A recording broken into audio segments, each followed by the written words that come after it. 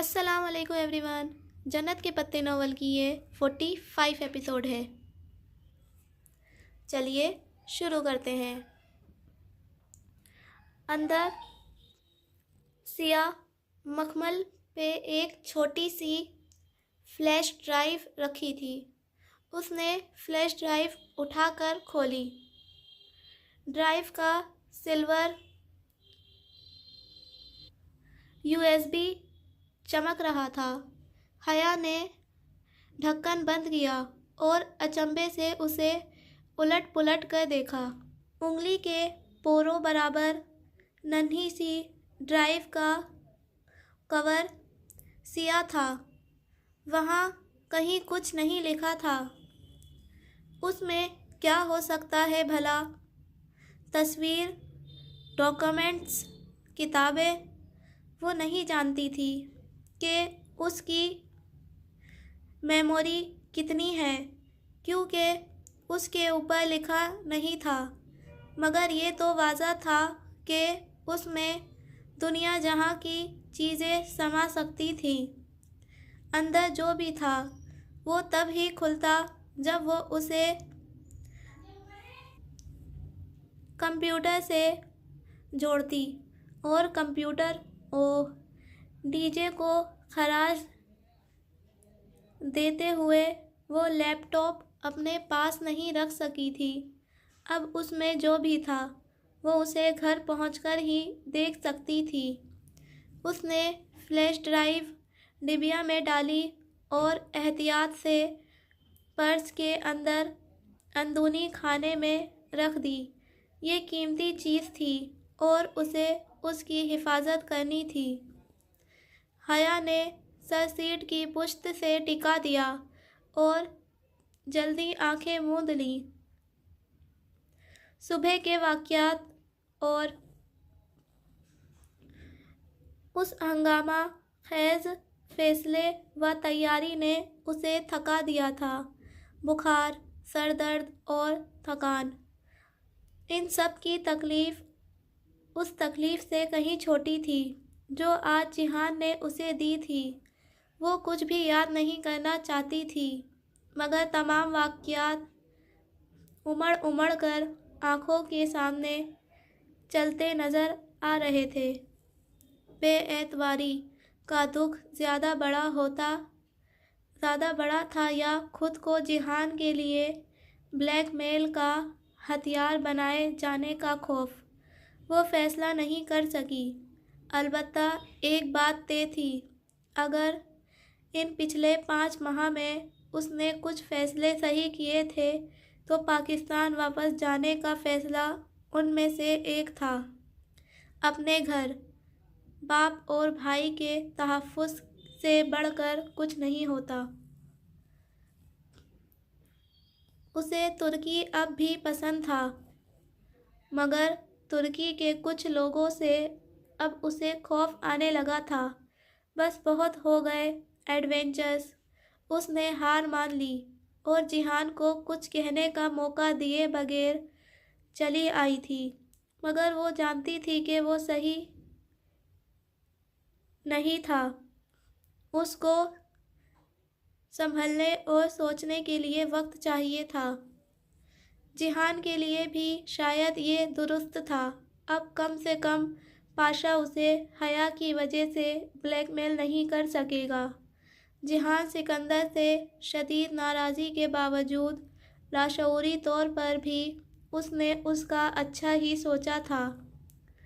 فجر کے قریب وہ اسلام آباد پہنچی۔ ابا کو آنے سے منع کر دیا تھا، سو اس کی تاکید کے مطابق انہوں نے ڈرائیور بھیج دیا تھا۔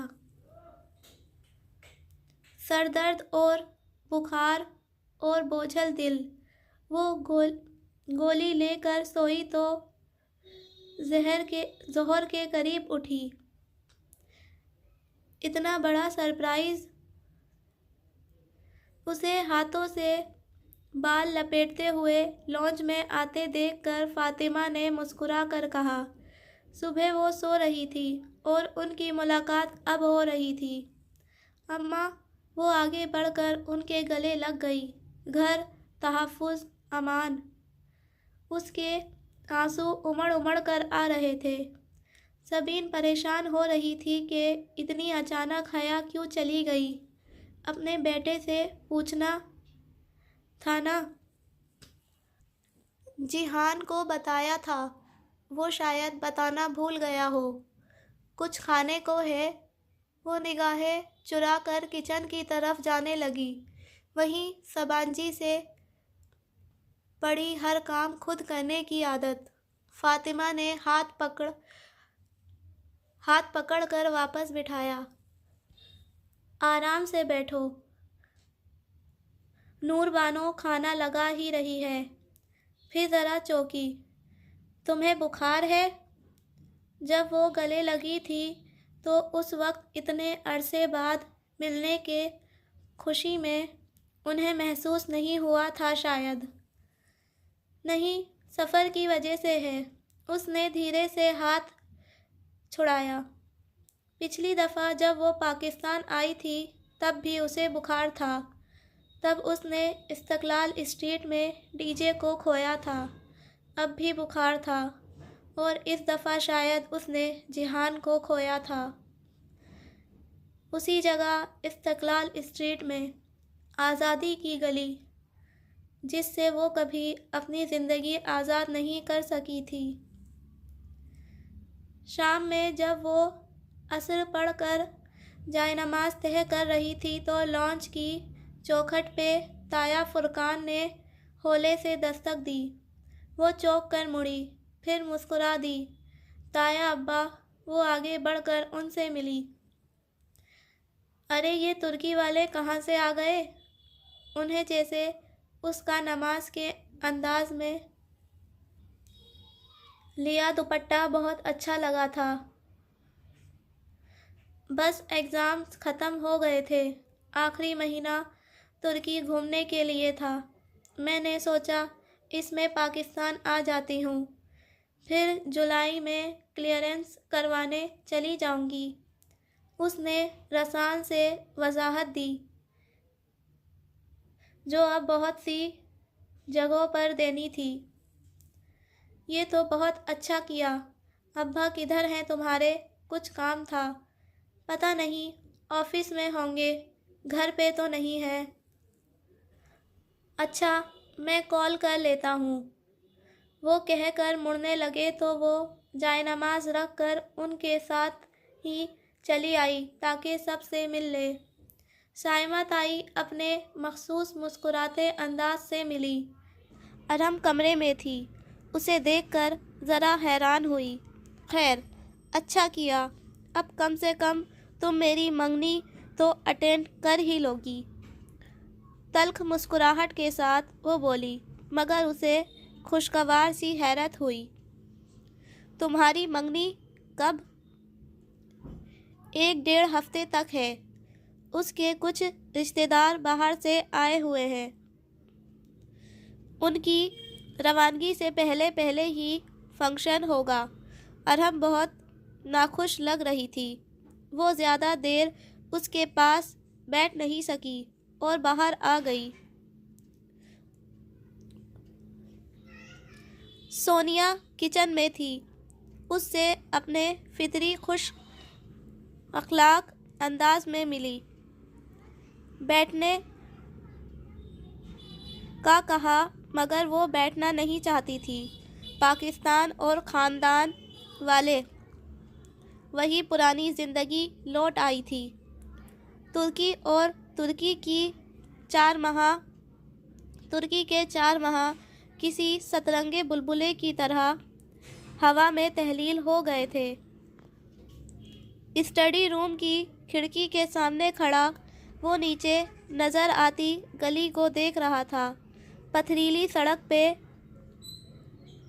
बग्गी सयाहों को लिए जा रही थी। अदलार की सबसे शाहाना सवारी, मगर उसे कुछ भी अच्छा नहीं लग रहा था। खुले दरवाजे से आयशे अंदर आई। उसके हाथ में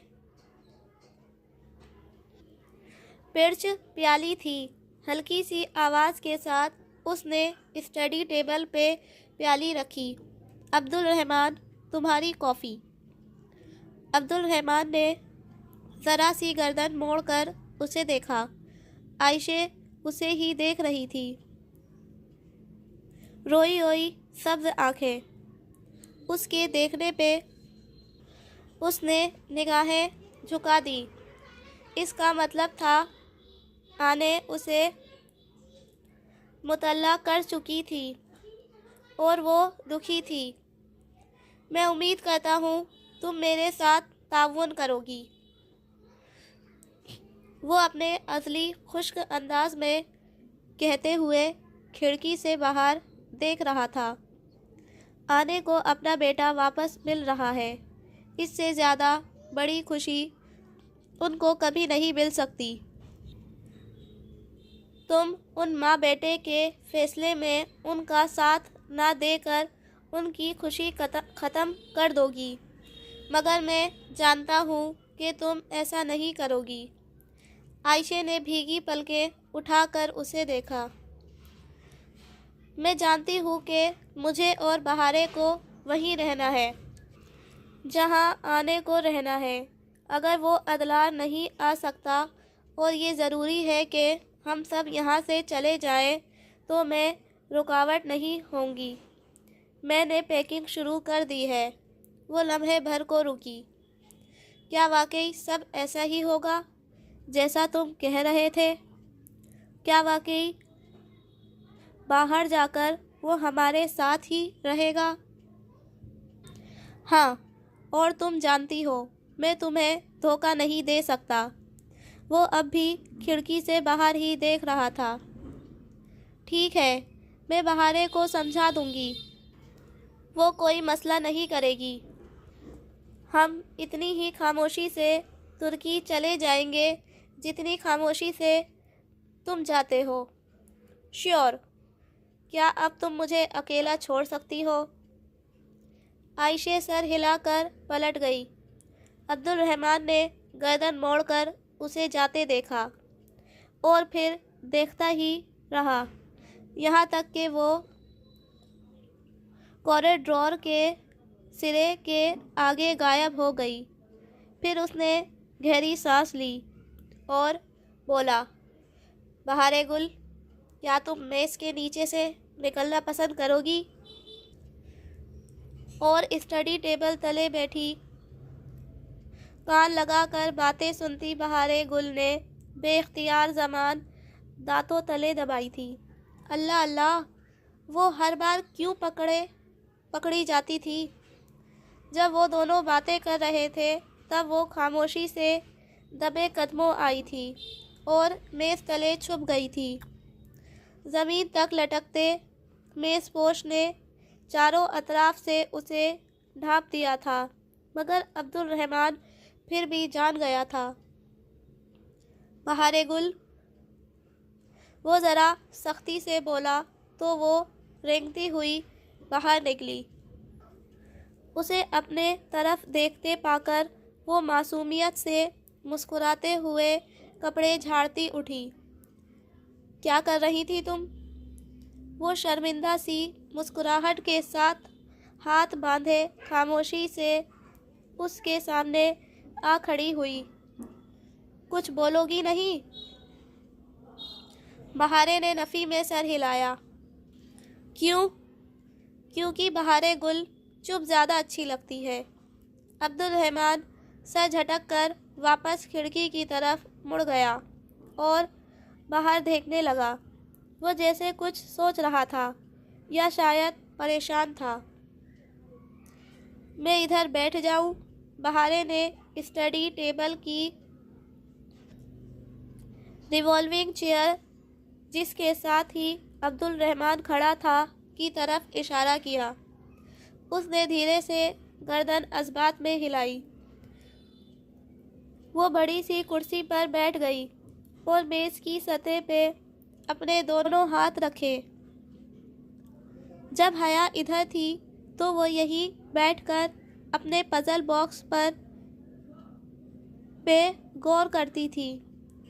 وہ چونکا، وہ چلی گئی ہے۔ بہارے نے سر اٹھا کر اسے دیکھا۔ اس کی بڑی بڑی بھوری آنکھوں میں حیرت پنہا تھی۔ کہا، اپنے ملک واپس؟ مگر کیوں؟ اس نے بتایا بھی نہیں۔ میرا نیکلیس بھی نہیں خریدا؟ میں اسے فون کروں؟ نہیں، بالکل نہیں، وہ سختی سے بولا تو بہارے کرسی سے اٹھتے اٹھتے ٹھہر گئی۔ اور اب تم اس سے کوئی رابطہ نہیں رکھو گی، سمجھی؟ میں نے کیا کیا ہے؟ اس کے چہرے پر اداسی اتر آئی۔ وہ انہی سخت تنبیہہ بھری نگاہوں سے اسے دیکھ رہا تھا۔ بس کہہ دیا تو کہہ دیا۔ چند لمحے دونوں کے درمیان خاموشی چھائی رہی۔ پھر وہ جیسے ڈرتے ڈرتے آہستہ سے بولی، کیا ہم کہیں جا رہے ہیں؟ نہیں، میں نے کچھ نہیں سنا۔ میں تو بس دیکھ رہی تھی کہ تمہاری میز نیچے سے کیسی لگتی ہے۔ بس تھوڑا سا خود بخود سنائی دیا تھا۔ وہ جلدی سے وضاحت کرنے لگی، تمہارا خود بخود سمجھتا ہوں میں اچھی طرح۔ اسے گھور کر واپس باہر دیکھنے لگا۔ بہارے کی سمجھ میں نہیں آیا اس کا موڈ کس بات پہ خراب تھا۔ عبد الرحمن، بہارے، میری بات غور سے سنو۔ بعض دفعہ انسان کو اپنے گھر، شہر، ملک سب چھوڑنا پڑتا ہے، قربانی دینی پڑتی ہے۔ میں تم سے ایک قربانی مانگ رہا ہوں۔ میں تمہارے انکل کو واپس لے آیا ہوں۔ وہ اب تمہارے ساتھ رہے گا، مگر اس کی مجبوری ہے کہ وہ ادلار میں نہیں رہ سکتا۔ اس لیے اس نے ایک دوسرے ملک میں تم سب کے رہنے کا انتظام کیا ہے۔ وہ ادھر ہی ہے اور تمہارے عائشے اور آنے کے لیے گھر سیٹ کروا رہا ہے۔ اسی ہفتے تم لوگ ادھر چلے جاؤ گے اور پلیز نہ روگی، نہ ہی شور ڈالو گی، نہ تم مجھے تنگ کرو گی۔ تم ادلار چھوڑ دو گی اور میرے خلاف جانے کی ضد نہیں کرو گی، سمجھی؟ وہ باہر دیکھتے ہوئے بے لچک سرد انداز میں کہتا گیا۔ بہارے کا چہرہ بجھتا چلا گیا۔ یہ رہا تمہارا پاسپورٹ۔ اس نے کوٹ کی اندرونی جیب سے ایک ننھی سی کتاب نکال کر بہارے کو تھمائی۔ بہارے نے بے دلی سے اسے کھولا۔ اندر اس کی تصویر لگی ہوئی تھی۔ ہم یہاں کیوں نہیں رہ سکتے؟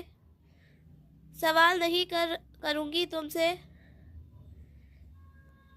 سوال نہیں کرو گی تم، سنا تم نے؟ بہارے کا سر مزید جھک گیا۔ وہ پسماردگی سے پاسپورٹ کے صفحے پلٹ رہی تھی۔ ایک جگہ وہ ٹھہر سی گئی۔ وہ نہ پاکستان کے رنگ کو دیکھ رہی تھی، نہ ہی دوسری تفصیلات کو۔ وہ صرف ان دو حروف کو پڑھ رہی تھی جو وہاں نمایاں کر کے لکھے گئے تھے۔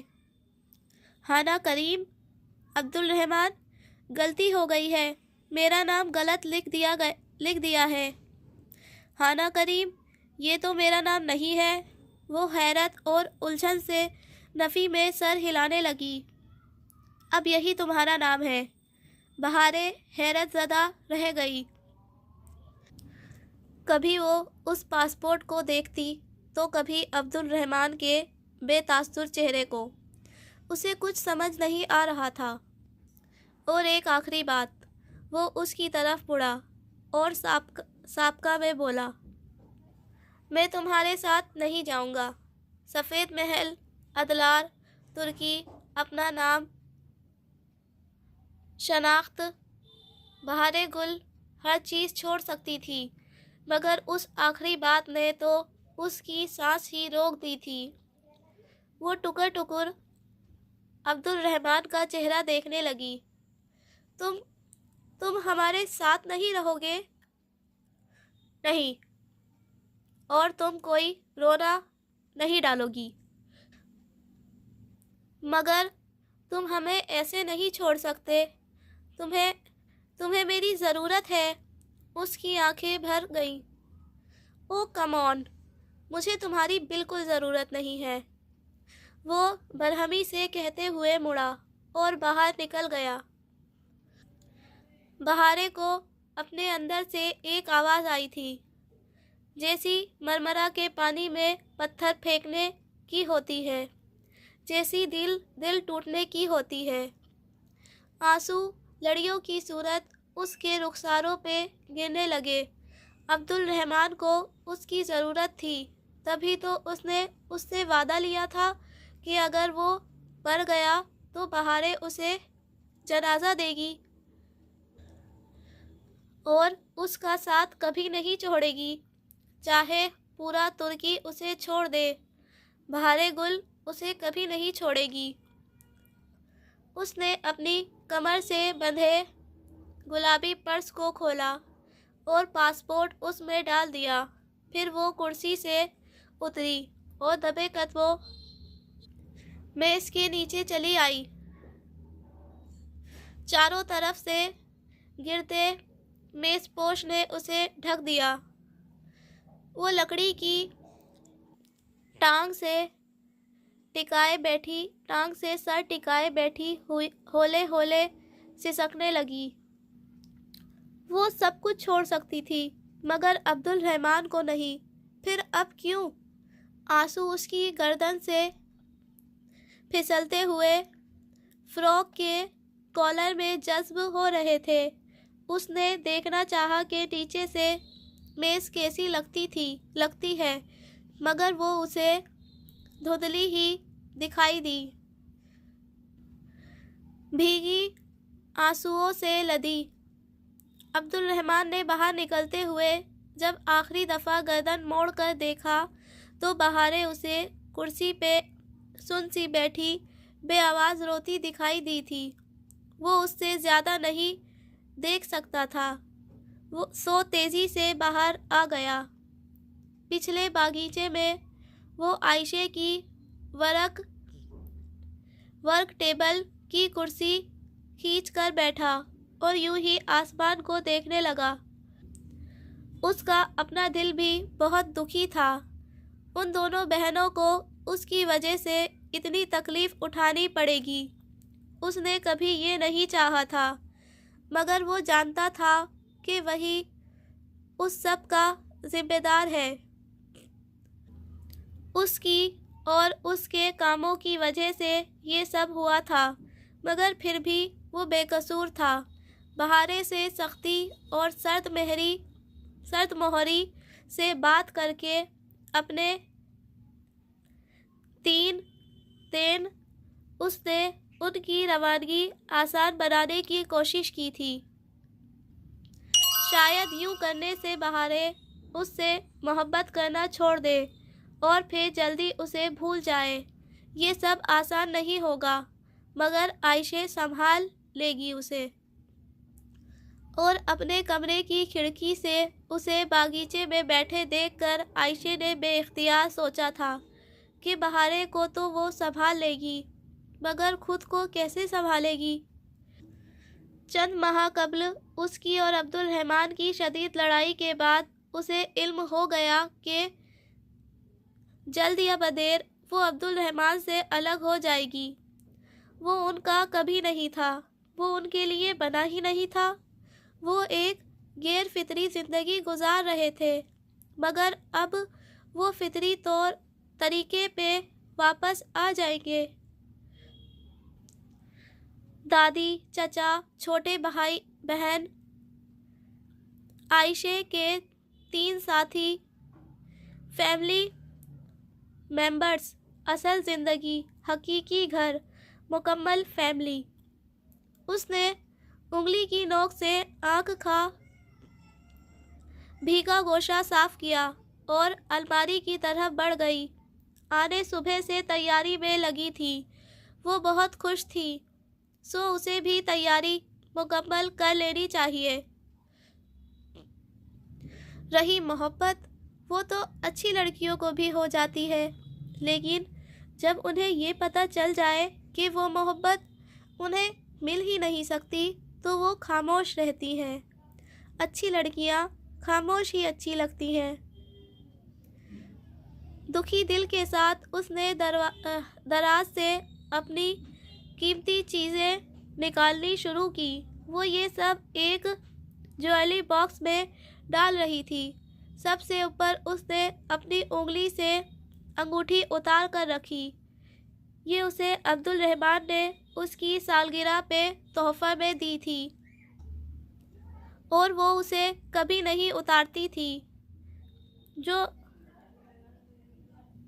جواب میں اس نے عبدالرحمن کی سالگرہ پر اس نے اس کو دیا تھا۔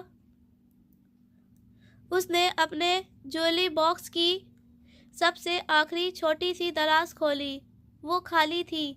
کبھی اس میں وہ شے ہوتی تھی جو اس نے عبدالرحمن کو دے دی تھی، مگر اس بے رحم آدمی نے اس کے تحفے کے ساتھ کیا کیا؟ عائشہ نے آزردگی سے سر جھٹکا۔ زندگی میں سب سے زیادہ خوف اسے اسی بات سے آتا تھا کہ کہیں وہ جانتا تو نہیں کہ وہ کیا سوچتی ہے، مگر نہیں، وہ کبھی نہیں جان سکتا تھا۔ اس نے خود کو تسلی دی، وہ غلط تھی۔